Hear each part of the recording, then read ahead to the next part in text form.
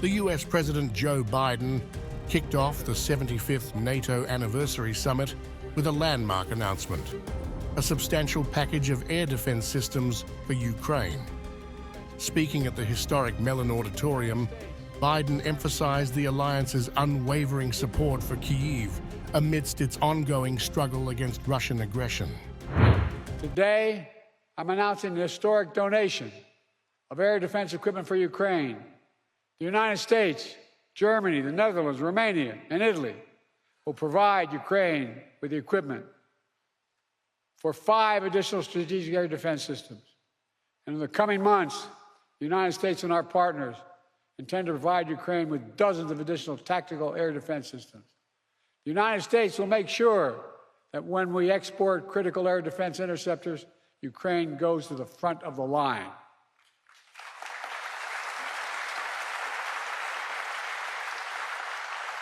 They will get this assistance before anyone else gets it. All told, Ukraine will receive hundreds of additional interceptors over the next year, helping protect Ukrainian cities against Russian missiles, Ukrainian troops facing air attacks on their front lines. Make no mistake, Russia is failing in this war. The summit, which brings together leaders from 32 NATO countries and several Pacific partners, is not only a celebration of the alliance's longevity, but also a critical forum for addressing pressing geopolitical issues. Unity on defense and substantial aid for Ukraine dominate the agenda. The NATO Secretary-General Jens Stoltenberg pleaded with the bloc members to keep supporting Ukraine in war, urging that the biggest cost and the greatest risk will be Russia winning against Ukraine. Russia's war against Ukraine is the biggest security crisis in generations. Ukraine has shown remarkable courage, and NATO allies have provided unprecedented support. But let's be honest, not even our support for Ukraine has been a given. It is not straightforward, because our support comes with costs and risks. The reality is there are no cost-free options with an aggressive Russia as a neighbor. There are no risk-free options in a war. And remember, the biggest cost and the greatest risk will be if Russia wins in Ukraine. We cannot let that happen. Meanwhile, at a sideline event with defense industry leaders, Stoltenberg also announced that NATO has placed an order for Stinger anti-aircraft missiles worth almost $700 million on behalf of several member states. He said the order is to fill the gaps in the interoperability that have been exposed by the Ukrainian crisis. And just today, the NSPA signed new multinational contracts for Stinger missiles worth almost $700 million. So we strongly believe that by utilizing the strength of this alliance to bring allies together, there are many other examples. We can utilize the economy of scale, we can give increase the demand for long-term contracts, and by working together, we're also ensuring interoperability, which is so critical for this alliance.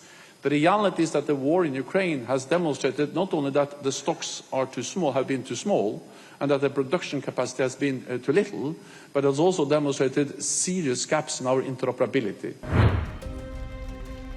Ukrainian President Volodymyr Zelenskyy, who is at the prime focus at the summit, especially after Russia bombed the biggest children's hospital in Kyiv, underscored the urgency of immediate action against Russia. Zelensky took a point-blank aim at the political landscape in the United States. He said the world cannot wait until US presidential elections in November to push back on Russia. Ladies and gentlemen, let's be, and I want to be, candid and frank Now everyone is waiting for November. Americans are waiting for November. In Europe, Middle East, in the Pacific, the whole world is looking to autumn, looking to November. And truly speaking, Putin awaits November too, but killing and destroying to get ready, to be ready for everything what November might bring. Even the anniversary NATO summit, which should become a top event, does not indeed look strong in the media, in contrast to what is expected from November. It seems that people do not even notice that NATO has expanded by 2 new countries at once. And this is a historic event, but it is in the shadows of another story. It's time to step out of the shadows, to make strong decisions work, to act and not to wait for November or any other month.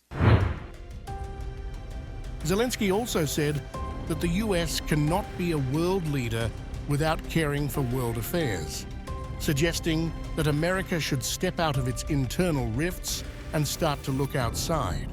When and why did it happen? The world can't be secure without America. America cannot be a leader and a world dream maker without caring for world affairs. America should not shy away from its strengths. It is America that keeps the freedom for the world. That's why the world values America. America which acts. Zelensky's visit to Washington is part of his relentless diplomatic campaign to secure international backing. His presence at the summit highlights Ukraine's desperate need for military aid and political support, as the conflict with Russia shows no signs of abating. As NATO leaders deliberate in Washington, the outcomes of the summit will have far-reaching implications, especially to counter the Russian aggression on Ukraine. And the decisions that alliance partners take will be jotted in history as to how effective they become in deterring Putin.